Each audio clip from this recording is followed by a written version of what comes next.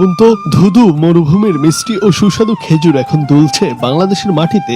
শুনতে রূপকথা মনে হলেও এই অসম্ভবকেই সম্ভব করে পাবনায় নতুন এক কৃষি সম্ভাবনার দ্বার উন্মোচন করেছেন একজন অদম্য কৃষক। আটঘরিয়া উপজেলার একদন্ত গুরুবাসী গ্রামের উদ্যোক্তা সাইফুদ্দিন হিরো প্রতিকূল আবহাওয়াকে জয় করে মরুর খেজুর আবাদে ব্যাপক সফলতা পেয়েছেন। তার এই বাগান এখন শুধু স্থানীয় পুষ্টির চাহিদাই মেটাচ্ছে না, বরং বাণিজ্যিক ভাবেও বিপুল লাভের আশা দেখাচ্ছে।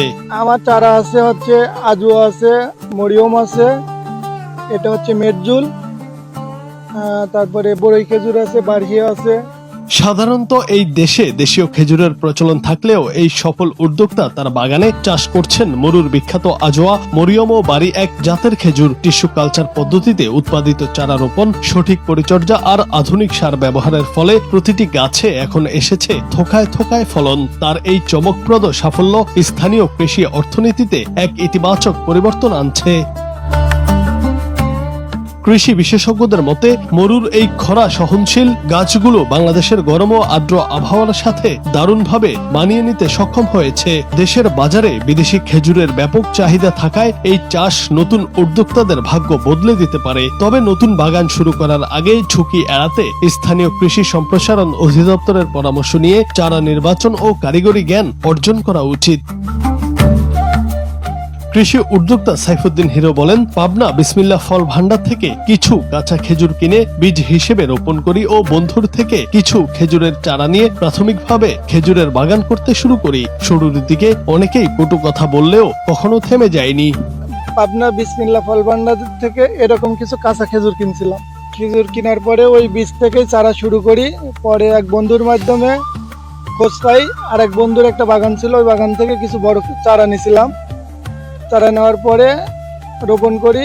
পরে আরো অন্য একটা বাগান থেকে আরো ছোট চারা কিছু নিয়েছিলাম, নিয়ে 22 সালে রোপণ করার পরে 23 সালে বড় গাছ কিছু গাছের দুটো গাছে ফল ছিল। পরের বছরও ফল ছিল, 25 সালে ছিল। এবার আলহামদুলিল্লাহ অনেক দিছে আল্লাহ, এতে আমি অনেক খুশি। বাংলাদেশে খেজুরের ব্যাপক চাহিদা রয়েছে, বিশেষ করে রমজান মাসে। এই খেজুর বাণিজ্যিকভাবে চাষ করতে পারলে খেজুর আমদানি নির্ভরতা কমানো সম্ভব। সর্বপ্রথম শুরু থেকেই আপনার একটু বেশি পরিশ্রম করতে হয়, যেমন গাছ লাগানো, গাছ নিড়ানো, গাছে সার দেওয়া।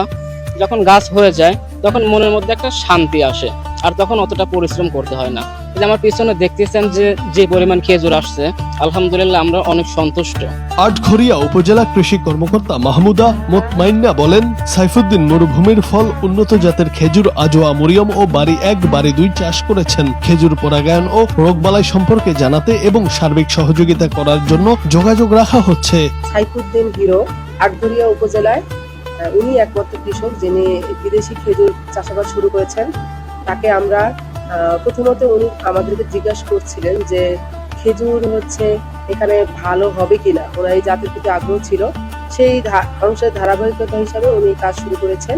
আমরা তাকে, আপনারা জানেন যে খেজুর করতে গেলে পুরুষ গাছ স্ত্রী গাছ আলাদা, সেক্ষেত্রে আমরা তাকে বলেছি যে আপনি অবশ্যই খেজুর বাগানে যেন পুরুষ গাছ থাকে এবং সবসময় যেন পরাগায়নটা হাত পরাগায়ন যেন করা হয়, তাহলে খেজুরের ফলন বৃদ্ধি পাবে। স্বপ্নবাজ এক মানুষের অদম্য ইচ্ছা আর কঠোর পরিশ্রম কিভাবে পুরো এলাকার কৃষিতে নতুন দিগন্ত খুলে দিতে পারে, সাইফুদ্দিন হিরোর এই উদ্যোগ তার জ্বলন্ত উদাহরণ। মরুভূমির খরা আর প্রতিকূলতাকে পাশ কাটিয়ে পাবনার মাটিতে মরুর মিষ্টি ফল ফলানোর এই সাফল্য নিঃসন্দেহে দেশের কৃষি খাতে এক দারুণ আশার আলো জ্বালিয়েছে, এমনটি মনে করছেন স্থানীয়রা। হিরো ভাই আমাদের বন্ধু মানুষ, আমাদের পাবনাতে চাকরি করে পিডিপি অফিসে। বললো যে আমি বাগান করছি, বিদেশি খেজুরের বাগান। তখন ভাই দেখতে যাবো, দেখতে এসে এখন দেখি যে এত সুন্দর খেজুর দেখে আমাদের পরানটা ভরে গেছে। কিন্তু ইনশাল্লাহ দেখলাম খুব খেজুর ধরছে, কিন্তু আমরা অপেক্ষায় থাকবো হিরো ভাই একটা খেজুর খাবার জন্য পাকলে পর। আমি আমার এই গ্রামেই বাড়ি, হেনেই বাড়ি আমার, তারপরে আমি ঢুকি নেই বাগানে। যাই হোক খাজুর দেখি আলহামদুলিল্লাহ খুব আমি খুশি, কারণ যে এই সৌদির খাজুর এই বাংলাদেশে আমার গ্রামে হয় যে যথেষ্ট। আলহামদুলিল্লাহ। জুনায়েদ আহমেদ, বাংলা টিভি।